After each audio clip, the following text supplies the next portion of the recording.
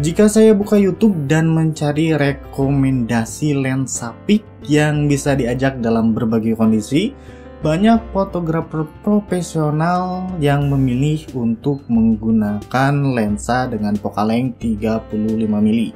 Karena lensa dengan focal length 35 mm bisa digunakan untuk portrait, moto model, misalnya untuk landscape juga bisa, untuk moto pemandangan ya. Kemudian untuk vlogging masih memungkinkan selama menggunakan sensor full frame. Nah, disinilah masalahnya. Para pemula seperti saya yang tidak fokus ke dunia fotografi atau yang tidak cari duit dengan menjadi fotografer atau videografer, biasanya hanya membeli kamera mid-range atau entry level yang tidak menggunakan sensor full frame. Dan kebanyakan kamera mid to low hanya menggunakan sensor yang paling banter APS-C, seperti yang ada pada kamera Sony A5000 series, A6000 series, seperti misalnya A6300, A6400, dan lain-lain. Dan ketika menggunakan kamera APS-C dipadukan dengan lensa 35 mm, maka hasilnya akan berbeda dengan yang full frame. Hasil foto akan lebih nge-crop atau lebih nge-zoom, jadi lensa 35 mm di full frame sama dengan 50 mm di APS-C atau 1,5 kali dari full frame. Nah, contohnya seperti ini ketika menggunakan 35 mm di full frame dan di APS-C. Sehingga kalau kita mau focal length yang sama dengan 35 mm di full frame, maka itu artinya kita harus cari lensa dengan focal length 23 mm atau 24 mm. Lalu jika kamu bertanya kepada saya apa rekomendasi lensa dengan focal length 23 atau 24 mm, maka saya akan merekomendasikan ini, Viltrox 23 mm f1,4. Kenapa Viltrox? Karena harganya murah, itu yang paling penting. Dan pesaingnya ada Sony 24 mm f1,8 Zeiss, itu harganya 10 jutaan. Kemudian Samyang 24 mm f1,8 harganya 5,5 jutaan. Dan masih banyak lagi, dan rata-rata itu harganya lebih mahal dari si Viltrox ini. Viltrox f1,4 23 mm ini memiliki sistem autofocus, kemudian aperture-nya besar yaitu di f1,4 sesuai namanya tentunya. Ini akan sangat membantu kita ketika memotret di kondisi yang kurang cahaya atau video dalam kondisi kurang cahaya, dan juga untuk menghasilkan foto bokeh yang creamy. Selain itu, ketersediaan fitur autofocus akan memudahkan kita ketika harus merekam video, karena merekam video dengan manual fokus itu ribet. Di kotak penjualannya sendiri ketika kita beli lensa Viltrox 23 mm f1,4 adalah seperti ini. Ada lensanya itu sendiri yang sudah diberi penutup di bagian depan dan belakang, ada lens hood, pouch atau kantung untuk wadah lensa, lalu ada buku petunjuk dan kartu garansi. Build quality-nya oke, terbuat dari metal, bahkan lens hood-nya pun terbuat dari metal. Tampilannya seperti ini. Ada grip di bagian tengah cukup besar untuk mengatur fokus saat diset ke manual. Kemudian ada ring pengatur aperture, di mana aperture dengan bukaan terbesar adalah 1,4 dan aperture dengan bukaan paling kecil yaitu 16. Lalu di bagian bawahnya ada port micro USB untuk mengupdate firmware di lensa.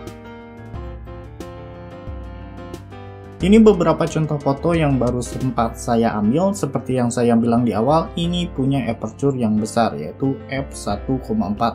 Jadi bokehnya kerasa banget dan asik untuk foto-foto dalam kondisi cahaya yang minim.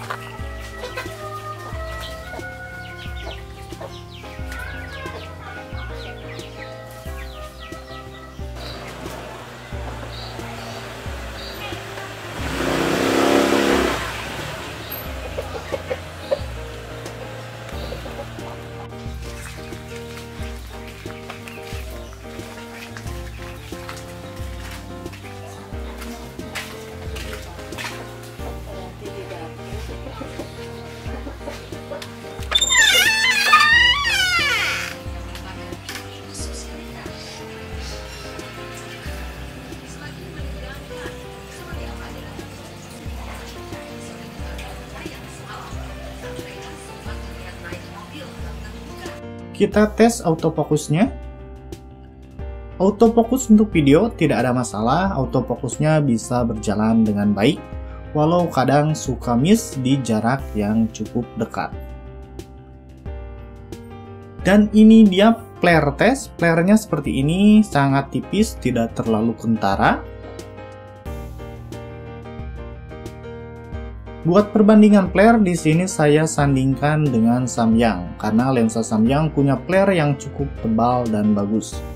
Kalau untuk flare tergantung selera ya, apakah kamu suka flare yang tebal atau justru tidak suka ada flare.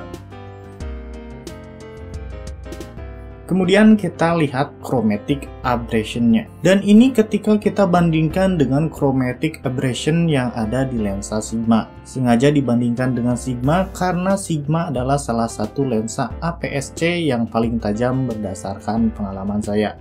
Dalam gambar pertama, Viltrox sebenarnya cukup tajam, bisa dilihat dari objek yang ada di gambar. Ketajamannya sangat bagus dan bisa bersaing dengan Sigma. Namun dalam gambar kedua, chromatic aberration-nya sangat terasa. Perhatikan di bagian baju berwarna putih ini, terlihat abrasi kromatiknya sangat mengganggu. Dalam kondisi intensitas cahaya yang tinggi, Viltrox cukup kewalahan. Seperti yang saya tadi bilang, ketika vlog menggunakan lensa 23mm memang masih bisa. Hasilnya seperti ini, tapi tentu saja kurang lebar. Menggunakan lensa 23mm dengan mode portrait. Kamera dipegang menggunakan tangan tanpa bantuan alat apapun. Ini vlog menggunakan lensa 23mm dengan mode landscape. Dan ini ketika vlog menggunakan lensa 16mm. Ini vlog menggunakan lensa 16mm dengan mode portrait. Seperti ini. Ini vlog dengan lensa 16mm dengan mode landscape. Dan ini ketika menggunakan 12mm. Ini ketika vlog menggunakan lensa 12mm dengan mode portrait seperti ini. Ketika vlog menggunakan lensa 12mm dalam mode landscape. Kemudian ini jika menggunakan 35mm. Ini vlog dengan menggunakan lensa 35mm mode portrait. Ini vlog menggunakan lensa 30mm dengan mode landscape. Lalu apa sih kekurangan dari lensa Viltrox 23mm f1.4 ini? Saya selalu kesulitan untuk memotret objek dengan jarak yang dekat. Minimal jarak fokusnya sendiri adalah 30 cm. Tapi di jarak tersebut terkadang fokusnya miss. Contohnya seperti pada foto ini di mana fokus melenceng malah ke jempol tangan saya. Padahal maksudnya adalah fokus di tulisan Viltrox. Kesulitan menggunakan fokus tersebut bisa sedikit diminimalisir dengan melakukan update firmware, di mana kita bisa update firmware di situs viltrox.com. Cara update-nya sendiri cukup mudah, kita hanya harus memasukkan data ke folder yang ada pada lensa Viltrox-nya, dan di situs viltrox.com pun sudah ada tutorial untuk cara update-nya. Kesimpulannya, Viltrox 23mm f1.4 ini merupakan lensa yang sangat worth it untuk dibeli karena harganya cukup murah, 3,5 jutaan. Kita dapat lensa dengan build quality yang bagus, ini metal, kemudian sudah autofocus juga, kemudian aperture-nya besar f1.4. Hasil foto cukup tajam, namun yaitu sedikit catatan dari saya, autofokusnya yang sulit menangkap objek di jarak dekat. Dan chromatic aberration-nya yang lumayan mengganggu, tapi hanya di beberapa kondisi saja. Oke, dan itu saja untuk video kali ini tentang Viltrox 23mm f1.4. Semoga bisa jadi referensi buat kamu yang mau membeli lensa. Terima kasih telah menyaksikan, saya undur diri.